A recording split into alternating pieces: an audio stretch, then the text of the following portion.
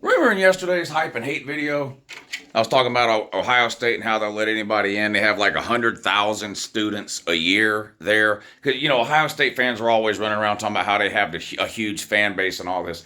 Well, yeah, when you're letting in 100,000 people a year, that's no surprise. And I said Ohio State's never turned down an application, never said no to anybody.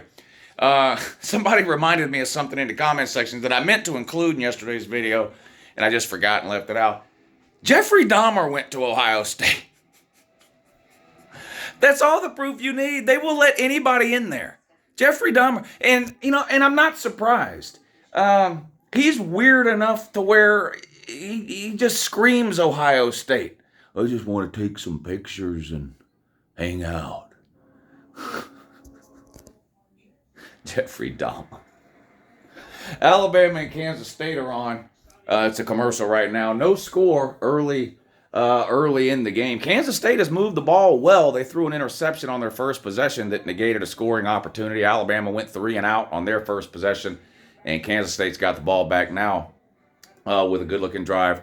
But, knowing that Ohio State admitted Jeffrey Dahmer really tells you everything you need to know about the admitting standards at Ohio State. There aren't any. They will literally let anybody in.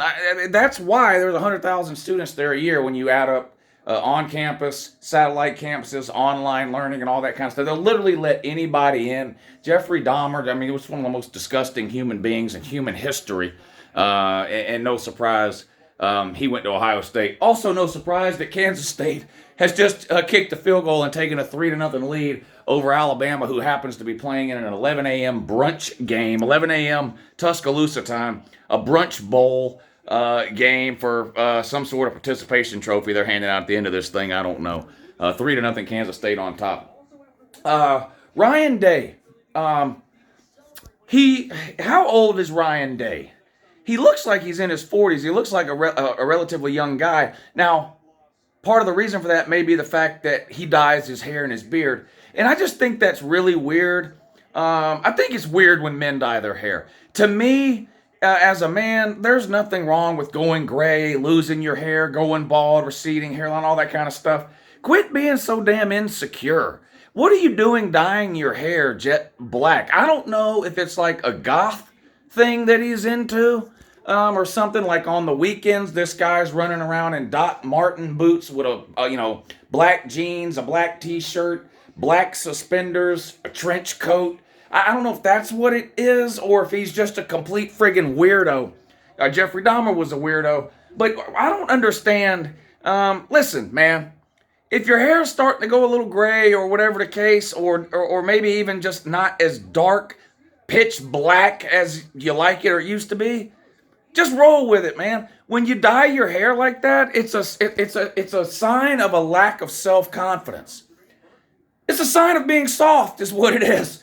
It's a sign of being soft. Like somehow, if you continue to dye your hair jet black, people will somehow view you in a different way, as opposed to if you just let it go gray slowly over time, let nature take its course. Imagine Nick Saban running around with some kind of jet black dyed hairdo, or anyone else for that reason. And can we talk about your beard? I know beards are like the thing and everybody wants to grow the longest beard or the prettiest beard or whatever it is.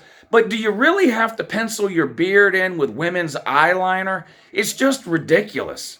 Ryan Day. Again, you're talking about a grown man who spends 45 minutes to an hour standing in his bathroom, staring at himself in the mirror every single day before he leaves the house to make sure every single hair is jet black dyed black. He's in there with the eyeliner, drawing in the outline of his beard and then filling it in with Crayola or God knows what else. I don't understand any grown man taking that amount of time in the bathroom to leave the house to do your hair and your beard. No, look, no one cares what your hair looks like. I'm here to let you know that right now, Ryan Day. You know what they care about? The fact that you can't beat Michigan or win a national title. That's what people care about. Oh, I'm 44-5. Yeah, and the 5 losses are the ones that matter, son.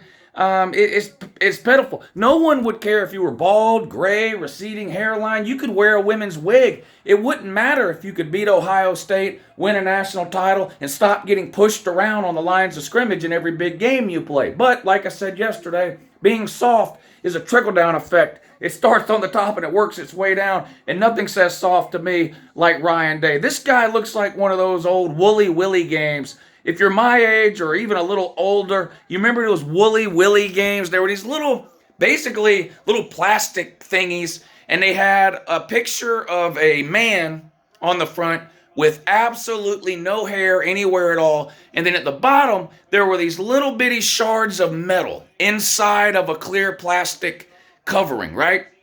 And it came with like a magnetic pen. And you would take the magnetic pen, you would set it on top of the plastic, it would grab a few of those metal shards, and you could drag the shards up onto the bald person's face and drop the metal shards in to make a beard, a mustache, a goatee, give him hair, whatever you wanted to do. That's what Ryan Day looks like. A living, real-life, human, in-person, Wooly Willy. See you at 8 o'clock, dummies.